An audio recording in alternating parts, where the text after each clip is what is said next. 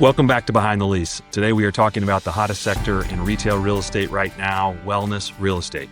My guest is Josh Rainey, the head of real estate for solidcore. Josh brings a unique background, ranging from the hyper efficiency of CloudKitchens to the community building of boutique fitness. We're going to talk about what it takes to find the perfect studio space in 2025. How you doing, Josh? I'm good. Good morning. Good morning. Friday. Very excited for ICSC New York next week. We tend to be quiet at the show, so I always tell all the teams, New York is our one outing, and we want to make sure that we hit it strong. So we definitely get pumped up to meet with all of our partners and get to see what's coming down the pike. It's definitely my favorite show of the year. Just tell me, what's the origin story of solidcore? Yeah, so we started out in 2013 in DC. So our founder, Am Alum, who flipped out of the business in 2023, started out with one studio in Adams Morgan. So it's actually the studio you're sharing behind you.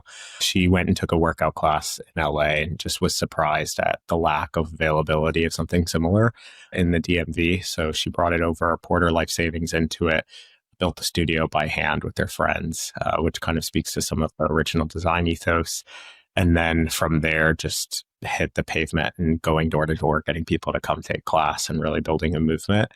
From there, she really always set out the expectation that she wanted to grow it to 100 studios and then have a team built around her to be able to continue the business on. And she was able to accomplish that with the transaction in 2022. So it's been a really fast growing company. We've really accelerated post-COVID. So I think we've been able to continue to honor the legacy that she wanted to set out for the brand.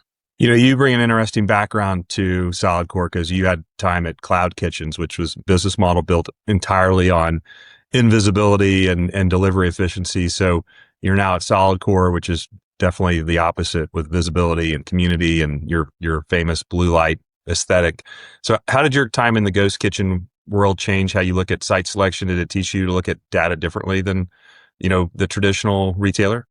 CloudKitchens was really focused on understanding what the total addressable market could be versus what it is in the existing. So I use a similar lens sometimes when we're looking at markets that are maybe not as saturated and as exposed to boutique fitness and just the general health and wellness diversification that we've seen in the past 10, 15 years. So understanding the psychographic blend within any community is really important to understand. Not only does this person have, let's say, the income to spend on a concept like this, but is it going to resonate with them? And are they really going to be exposed via the offering that's existing within their community to a solidcore type workout? Or are they going to be exposed to wanting to go and work out in our modality? So I think looking at data a little bit more with chance and with, I would say, a marketing lens of, is this person going to be easy to convert, maybe versus just having the assumption that they are an existing customer is really important. With CloudKitchens, again, 10, 15 years ago, ordering food on your phone was pretty uncommon, whereas now we're doing it all the time. Restaurants are now designing smaller spaces, orienting towards digital models. So I think making sure that you always know that your consumer could be there one day, in addition to having that base foundation of consumer that's already existing, is really important to be able to know that the entire lease term you'll be having that steady flow of customers coming in the door. I think the other piece that I always think about is this real estate solid, not only for solidcore, but for someone else? CloudKitchens always went into acquisitions. Ideally, they would like to purchase the real estate with the understanding that one day it could transform into something else. And obviously not having to go into, I would say, heavy development work with solidcore of okay, we can go vertical on this side or we can densify this way, but knowing that the real estate has use for other users in the future in case something does happen, I think was really important in the beginning, especially when we were a little, I would say, more risk averse and coming out of COVID. And then finally, I would say the other piece too is just thinking about the consumer journey with cloud, having delivery drivers go to non-traditional real estate and understand how to get inside the door, how to deal with the front desk staff, where do they park, are there amenities inside for them to charge their phone or go to the restroom before they take the food back. I think of the same thing with solidcore. When our girl is coming to our space, does she have something else to do nearby? Is there going to be a challenge with parking? Are they going to feel safe approaching the space, coming and going? All of those things, just in terms of the consumer journey, are always top of mind when we're looking at real estate. How has the site criteria changed with solidcore over, time since you've been there? Yeah, it's definitely remained pretty consistent, which I think is good in the sense that our go to market has not had to change and we haven't had to get landlords to change their thinking around how we operate. I'd say the biggest change has been the size. Just we want to provide a solid client experience consistently throughout all of our geographies. So we've increased our square footage just to be able to handle the capacity and volume and just have more space in the front of house for community building. I think the other thing that has changed is we're definitely going more suburban. So just getting even our internal team comfortable with the fact that like, hey, there aren't going to be 4,000 apartments within a 5-minute walking distance. Like everyone's going to be driving to this site. And, when they go to the sites, it's like, oh, it's kind of like a suburban shopping center. And it's like, yeah, that's like where we're headed as we continue to grow as a brand. A lot of urban first brands, I think, have to get their feet wet with the right mixed use assets and feel comfortable in the lower density environment. So I think that's probably the biggest site criteria change, in addition to just the plain square footage number, is moving into a more suburban focus in terms of just where our new units are opening. So is your ideal location, for as far as your site criteria goes, is it a daily use center? And how do you feel about other, health wellness concepts as a part of, the centers that you go into? Yeah, I think it's a blend. It really depends on what does the consumer in that market have access to. So when you're in an Atlanta or Charlotte, there's a lot more of the lifestyle mixed use projects just because those markets have developed more recently. There's the available land, the economics make sense for developers. Whereas when you're in a more legacy market, you're maybe not going to have those types of projects. So thinking like a New York City, for example, out in the suburbs, you're not going to see an Avalon or a Legacy West. So what the consumer feels comfortable with and how they approach getting their goods and services is how we think about what the real estate needs to look like in that market. Ideally, there is a blend of a lifestyle component as well as a daily needs component. So we love to see some soft goods. We love to see the grocer that's aligned with our consumer. We like to see kind of the buzzy all day cafe or that really strong local restaurant group that is finally, let's say, coming out of their urban locations and looking to kind of dip their toe as well into the suburbs. Somewhere that has an 18-hour ecosystem that there's always something to do at some point in the day is really important. Our revenue is primarily driven in the early morning and then late evenings.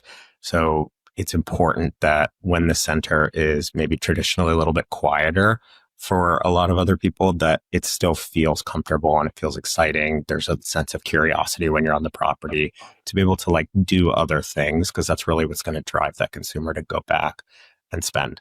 As far as key markets go that you guys are focused on right now, can you share, kind of what markets you're hoping to enter in 25 and 26? Yeah. Or I guess 25 is over here, so in 26.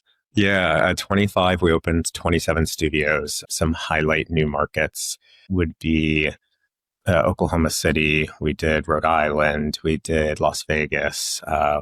We're close to opening in Salt Lake City. So taking some more, I would say, tertiary markets for us is something that we're really pumped about. And then on the infill side, really continuing to focus on just large population centers in California, Texas, Florida. We did a really heavy rollout the past 24 months in the Carolinas. So focused on a balance again of those secondary and tertiary markets where we think that there's opportunity, as well as traditional population centers that retail brands naturally gravitate towards. In the future, 2026, you'll definitely see A, more studios open, and B, definitely a heavier mix of some markets that might surprise some people, which we're excited about. We always like to keep competition on their toes, I should say, and make sure that we're getting to markets first where we believe that there's a consumer that's aligned with where consumer spending is going. So one that's already been announced by our landlord partner, WS, is Buffalo, New York.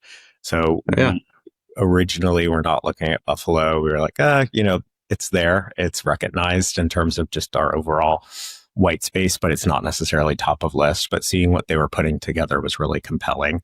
And that's something that really excites us, because ultimately the consumer is going to be excited when they get to see all of these brands that they maybe didn't have access to. previously. And that's going to drive, again, that curiosity and that excitement for repetition. So going into Buffalo, I think, is a good example of a lot more of what you're going to see from solidcore, in addition to the traditional markets that we go after, top 30, top 40 MSAs. So we're still going to be opening stuff in New York City Metro, Chicago, Dallas, LA, Florida, et cetera. Great. You were one of the first brands on Brand March. What do you see the value of having a tool like Brand March to share, expansion plans? Yeah, I really like the ability for people to understand what type of real estate we're in, just based on the ease that's there to look at the projects that we're in. It drives just consistency and understanding of, okay, solidcore's in this center, they're also in this center and this center. And you'll see there's a little bit of rinse and repeat. We tend to like the same thing as much as possible, just because, again, it drives that consistency for the consumer. So being able to see, hey, solidcore is really going to like this if there's X tenants here, or solidcore is really going to like this if it's in this type of market. Having it in all one place with a real estate lens versus having to go to every tenant's website to look at where they are, or having to go into a GIS platform and just look at it on a map, I think is really powerful. And also just having it be able to have a lens towards, I would say, the premium end of retail is really great.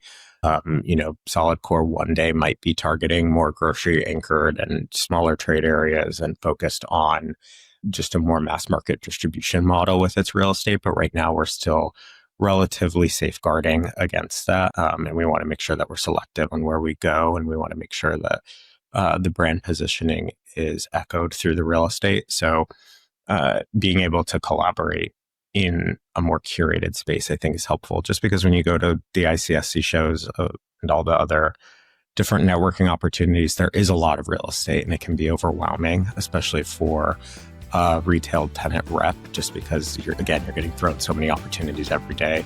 Just being able to curate it and filter it, have a little bit of a guide and a shepherd towards what is right, I think is really, really impactful, and something that the industry definitely needs more of.